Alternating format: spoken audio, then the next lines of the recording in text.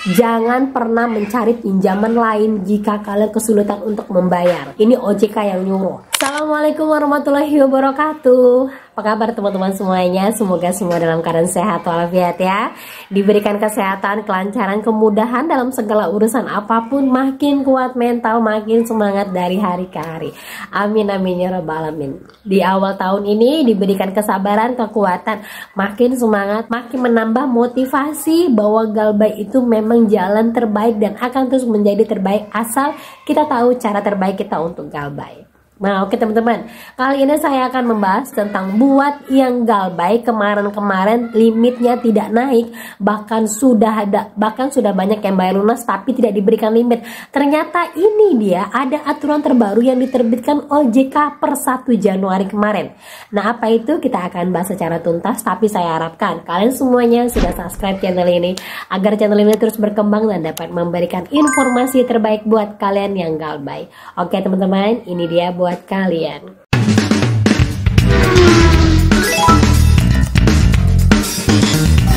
Oke teman-teman semuanya, kita lanjut saja ya. Ternyata per 1 Januari kemarin di tahun 2025 baru-baru ini ya, OJK sudah meresmikan bahwa bunga pinjol per 1 Januari sudah turun. Nih dilihat buat kalian semuanya yang masih merasakan bunga pinjolnya terlalu besar, mungkin kalian bisa screenshot dan laporkan kepada OJK. Nah seperti ini informasinya. Nah ini dia informasinya teman-teman ya, per 1 Januari 2025 bunga pinjol resmi turun per 1 Januari 2025 jadi berapa? Nah kita baca informasinya. Pemerintah melalui OJK resmi menurunkan bunga pinjol per 1 Januari. Penurunan ini sebagai penyesuaian terhadap batas bunga harian pinjaman layanan pendanaan bersama berbasis teknologi khususnya untuk pinjaman konsumtif.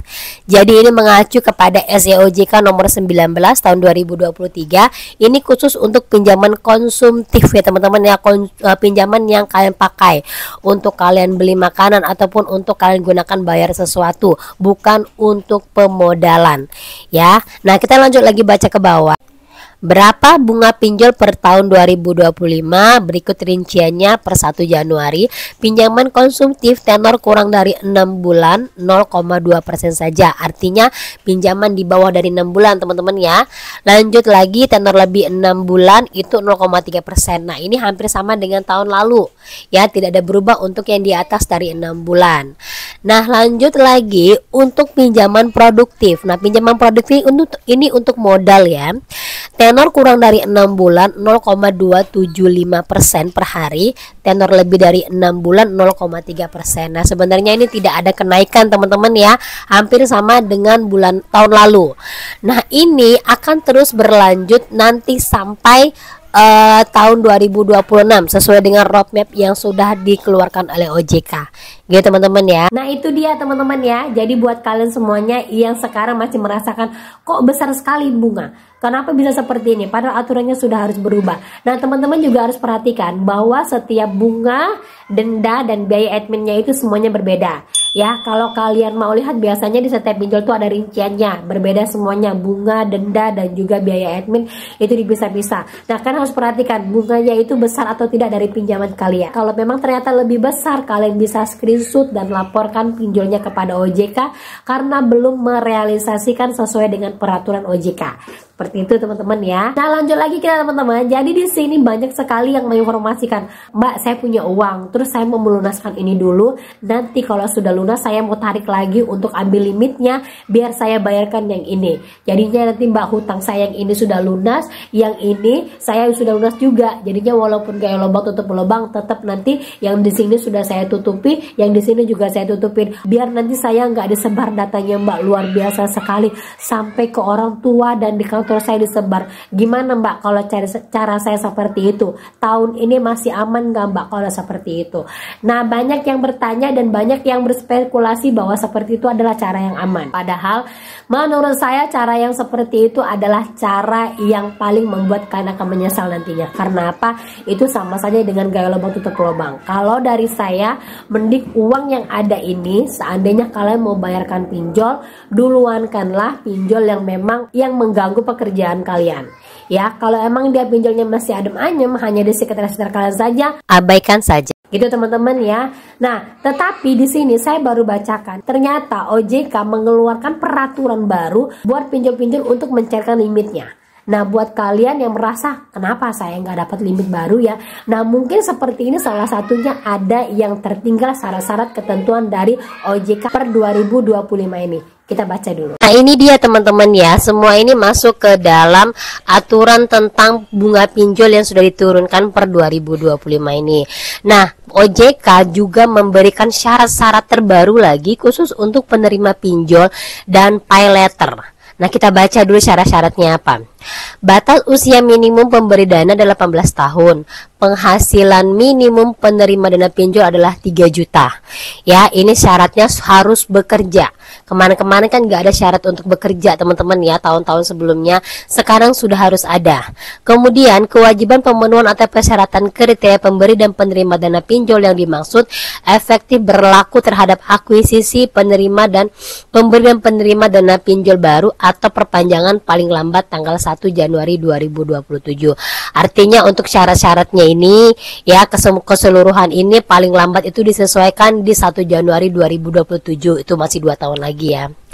Kemudian pemberi dana pinjol akan dibedakan menjadi pemberi dana profesional dan pemberi dana non profesional. Nah, ini kemungkinan untuk yang konsumtif dan juga yang untuk UMKM ya. Lanjut lagi, pemberi dana profesional terdiri dari lembaga jasa keuangan perusahaan berbadan hukum Indonesia atau asing, orang perseorangan dalam negeri yang memiliki penghasilan 500 juta per tahun dengan maksimum pendapatan dana sebesar 20% dari total penghasilan per tahun pada satu penyelenggara LPBBTI, orang perseorangan luar negeri, pemerintahan daerah atau pemerintah asing dan organisasi multilateral. Artinya di sini berarti per 1 Januari ini orang-orang yang memiliki penghasilan di atas 500 juta per tahun itu bisa menggunakan pinjol ya. Lanjut lagi, pemberi dana non profesional adalah selain pemberi dana profesional dan perseorangan dalam negeri yang memiliki penghasilan sama dengan atau di bawah 500 juta per tahun dengan maksimum penempatan dana sebesar 10% dari total penghasilan per tahun pada satu penyelenggara LPBBTI.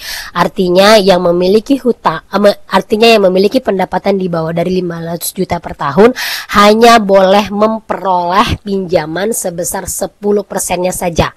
Berarti kan kalau 500 juta per tahun, berarti dia hanya boleh dalam 1 tahun itu menerima pinjaman sebesar 10% saja. Sama juga dengan yang profesional ini, yang penghasilannya di atas 500 juta hanya bisa mendapatkan pinjaman 20% dari 500 juta itu untuk 1 tahun.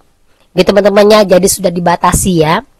Kemudian porsi nominal outstanding pendanaan oleh pemberi dana non profesional sebagaimana perusahaan berbadan hukum Indonesia atau asing dibandingkan total nominal outstanding pendanaan maksimum 20% yang berlaku paling lambat tanggal 1 Januari 2028. Artinya penyesuaian untuk melakukan pinjaman sampai 20% ini itu berlaku sampai 2028 ya, paling lambat gitu ya pemberlakuannya. Jadi sekarang itu masih penyesuaian informasinya ya.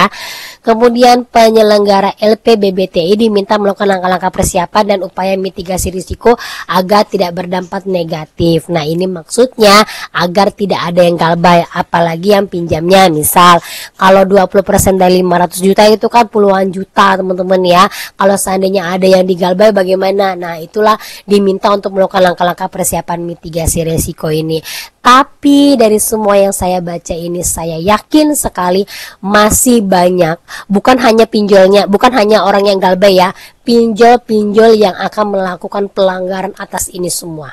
Kenapa saya bilang begitu? Karena pada saat hari ini saja masih banyak kok pinjol-pinjol yang melakukan pelanggaran terhadap ketentuan yang udah ditetapkan OJK. Apalagi saat ini ada peraturan baru seperti ini.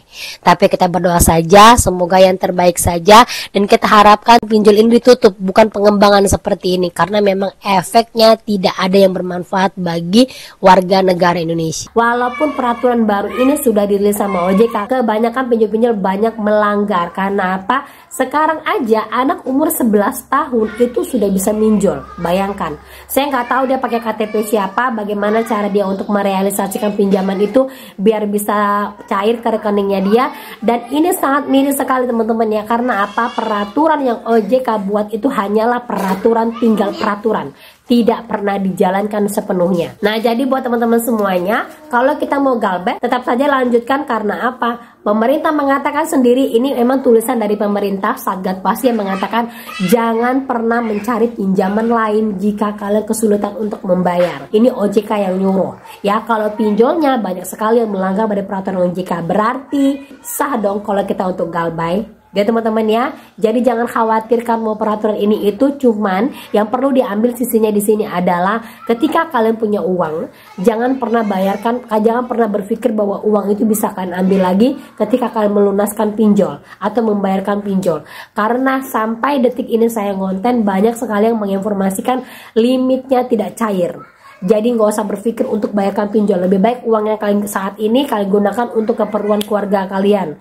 Kalau mau bayarkan pinjol, baiknya kalian uninstall dulu aplikasinya, galbay dulu beberapa bulan dan lihat apa perlakuan pinjol terhadap kalian. Karena apa? Setiap orang yang galbay pasti punya perilaku sendiri oleh pinjolnya.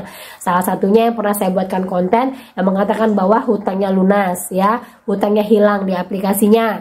Terus lagi ada yang dislike OJK-nya dihapus, bukukan atau dilunaskan. Nah, itu terjadi ketika kalian galbay. Kalau kalian masih mencicil, masih membayar, itu tidak akan terjadi. Itu teman-teman ya. Nah, itu dia informasi yang bisa saya sampaikan buat kalian pada hari ini. Semoga informasi ini menjadi mood booster, kalian makin semangat lagi, kalian makin kuat mental lagi, dan makin berani untuk galbay. Gitu teman-teman ya. Oke, itu dia akhir kata saya ucapkan. Assalamualaikum warahmatullahi wabarakatuh.